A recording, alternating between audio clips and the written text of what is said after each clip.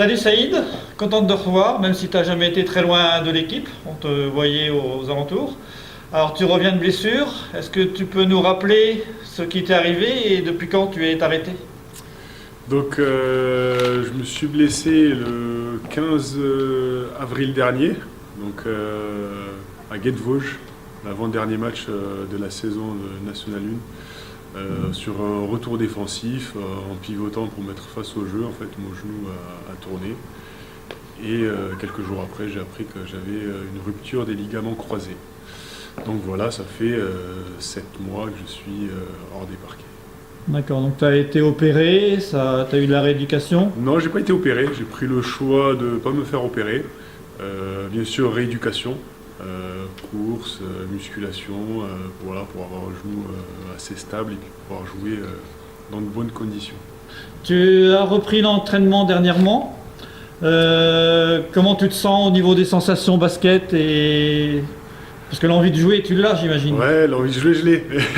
Les sensations basket, ça revient petit à petit en fait. C'est vrai qu'après 7-8 mois d'arrêt, au départ, c'est un peu dur au niveau des appuis, au niveau de l'adresse et tout ça, mais voilà, il y a toujours le côté basket, la connaissance du jeu, le côté expérience qui est toujours là. Donc je vais m'appuyer sur ça dans un premier temps, et puis ensuite le reste va venir avec les entraînements et avec le temps.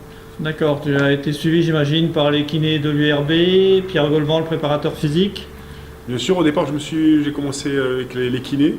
J'ai été suivi pendant pas mal de temps, et puis là, les 2-3 derniers mois, j'ai entamé une prépa avec Pierre qui m'a suivi attentivement, bien sûr.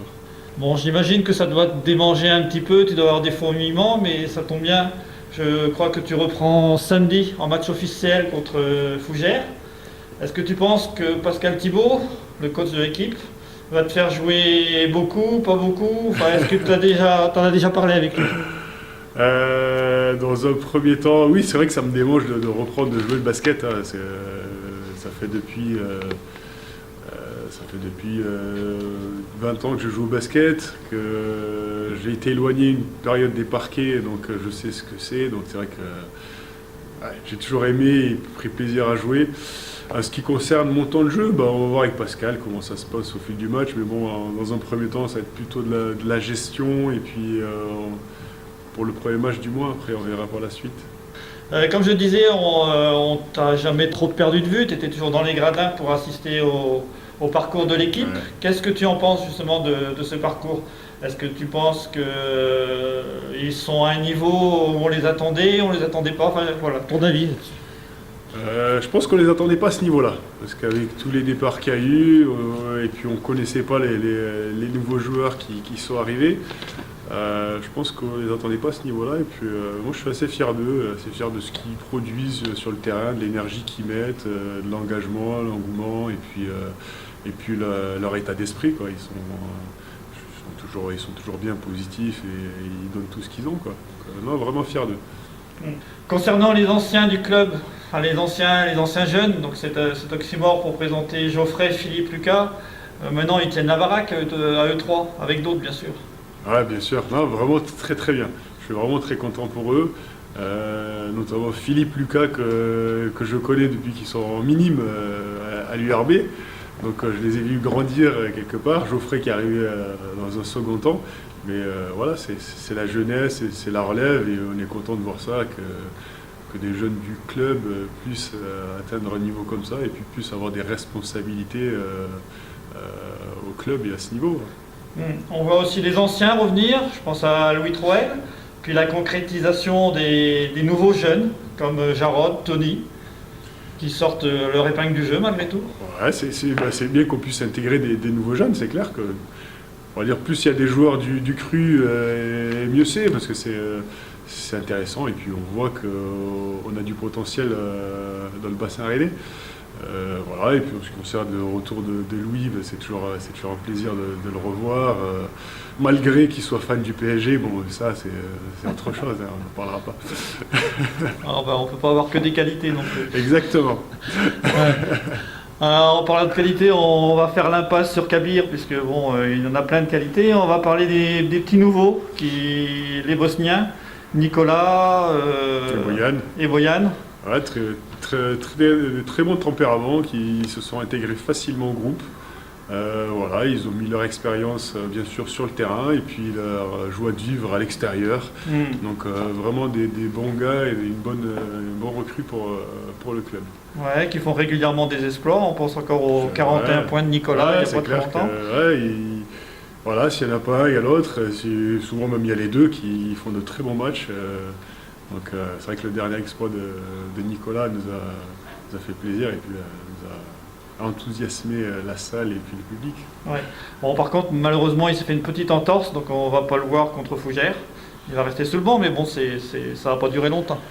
C'est le sport, mais bon après, voilà, on va gagner pour lui. Voilà. Pour rester sur ton poste, enfin poste pour poste, il y a le jeune Antoine Pesquerel, le petit jeune, j'allais dire. Est-ce que lui, il ne craint pas un peu ton retour? Est-ce qu'il va profiter de ton expérience? Est-ce que vous en avez parlé ensemble? Comment vous voyez ça? On n'a pas encore parlé. Je pense qu'il ne craint pas mon retour. Ça va être plutôt, je pense, que ça va être bénéfique pour lui. Ça va permettre de créer une rotation, parce que c'était le seul poste 5 jusqu'à présent. Donc il y a peut-être un peu de pression au niveau, sur les épaules, au niveau des fautes, au niveau de ce qu'on attendait de lui.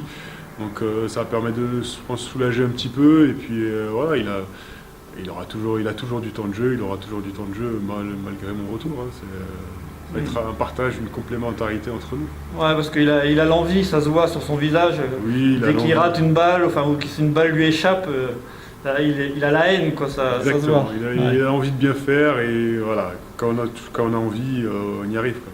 Il a la niaque, ouais. C'est ça. Si on sort un peu du basket, bon, sur le plan personnel, je crois qu'il t'est arrivé une bonne petite chose à toi et à ta compagne Julie, et puis à Nora par le même biais, à la naissance d'un petit garçon. C'est ça, suite à ma blessure qui était malheureuse, quelques jours après, un heureux événement, voilà, notre petit-fils Adèle qui est né le 18 mai.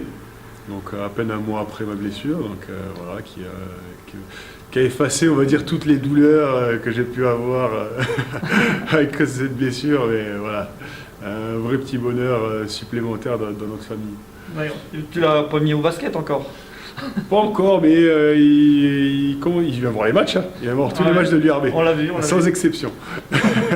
Pour le mettre dans l'ambiance déjà. Exactement, comme Nora, et puis Nora elle est là toujours à tous les matchs, elle prend toujours plaisir à venir.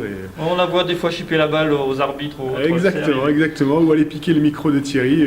Ah bah oui, ça aussi. Exactement. Si j'en juge par ta tenue vestimentaire, la cravate, qui en jette d'ailleurs, ça te va bien si je peux me permettre. Merci. Et puis le petit pins que tu arbores sur le revers de ton veston. J'ai l'impression que tu prépares une reconversion professionnelle chez l'un de nos partenaires les plus fidèles, à savoir Guéno Immobilier. Tu peux nous en dire aussi quelques mots? Exactement, donc depuis quelques semaines, j'ai commencé à travailler chez Guéno Immobilier. Suite après aux blessures, etc.